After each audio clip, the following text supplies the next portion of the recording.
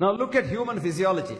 We were arboreous, hunter-gatherers, sleeping on the forest and sleeping on the branches or trees when we were hunter-gatherers.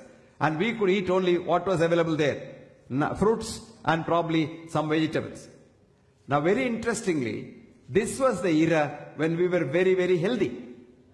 Some records show that we had no illness at all.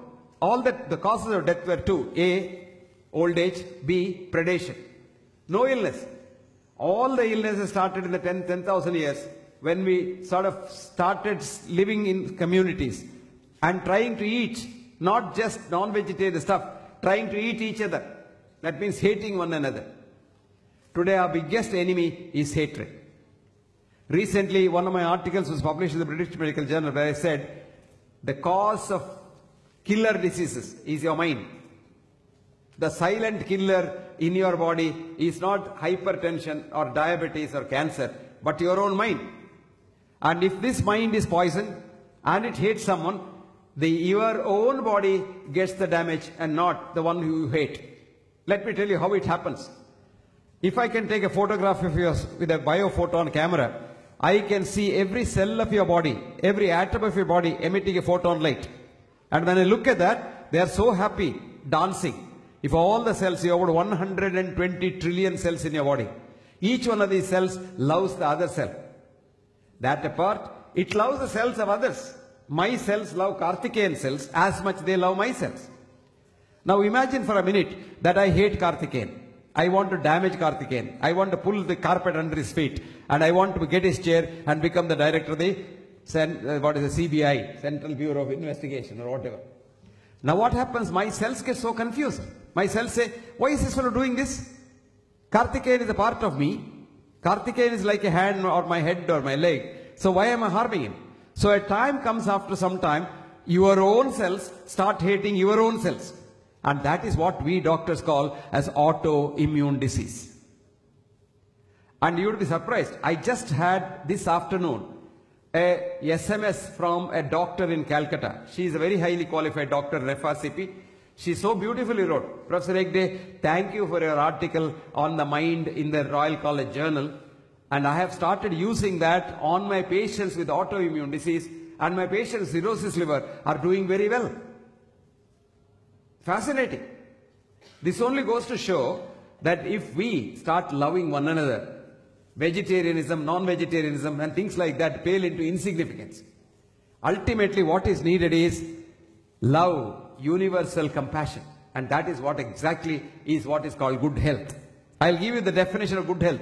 Good health is not absence of disease, because the definition of disease, every one of us has a disease, forget about it, but it doesn't kill you. We doctors connect disease with death so that they frighten you because we want more patients. I'll give you one example how we fool you. We tell you, if you're a diabetic, even if you're a South Indian eating rice, we tell you, you must start from tomorrow eating chapati. Now this creates a lot of problems in the house. The wife who doesn't know how to make chapati, she struggles to make chapati, she can't do it, and she does something which she doesn't like to do. This is very bad. Doing something which you hate kills you. Now the wife, she has to do it because she thinks the doctor has said the husband will live longer if he eats wheat. Now I'll tell you the truth. Wheat contains wheat gluten. And wheat gluten is a direct damage to the pancreas. So wheat goes directly to your beta cells in the pancreas and keeps you a diabetic permanently. That is only disease mongering. I want my business.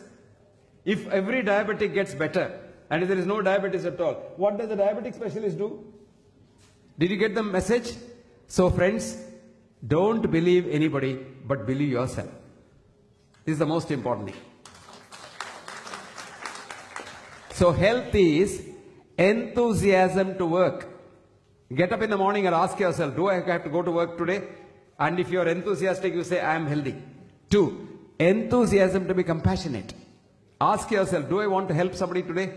Because what does the Sanatana Dharma say? Paropakarartham idam shariram. You are made for the benefit of others. Remember that? You are here for others' sake. And if you did that, you are absolutely healthy. That's what Ayurveda says. What does it say? Samadatuhu samagnischa samadoshaha malakriyaha prasannatma indriyamana swasthaitya videte. You get up in the morning, you sleep well, you eat well, you piss well, you shit well, you love well, and you don't hate nobody, you can't get any disease. How do you get disease? Krodha. You know what krodha is? Anger. Anger. Anger and danger are just one letter apart. D, you add D to anger, it becomes danger. And anger is an emotion which kills you. One of the very important causes of stroke is anger, sudden bout of anger. Krodha, shoka, depression, frustration. Bhaya, extreme fear. Ayasa, exhaustion. Viruddhanna bhojana. Here comes the most important part. The wrong type of food at the wrong time. Viruddhanna bhojana. Taponalan. Taponalan is not doing anything. Sedentary life. Just lying down, doing nothing, lazying around. Sitting in the chair for hours together shortens your lifespan. Instead of sitting, you stand, you cut your lifespan. If you walk, you lengthen your lifespan. When you're talking, I rarely talk like this, standing in a place, because this is only one mic. Supposing I have a collar mic, I keep walking. When I walk, I circulate my blood better. And I oxygenate my blood better in the lungs. So the better blood goes to my brain. I can think sharper and I can talk better. So it is very important that taponalan. Then what does it say? Katva amla kshara lavana tikshnoshnati rakta pratopay. All kinds of unnecessary things we eat. And that's what produces every disease. What's the treatment? Hita mita ahara sevi. What you like. Now when you sit for eating, love your food. And think of the person who has cooked the food. And imagine the food will be very happy for you. And you start watering in the mouth before you see the food. And when you start seeing the food, the watering, the enzymes in all over the gut start secreting. So you get better digestion, better absorption, and you're more tranquil when you eat. Think of the wife or the husband or whoever has cooked it for you. And the effort that has gone into it. And eating with the hand, you're giving your bioenergy.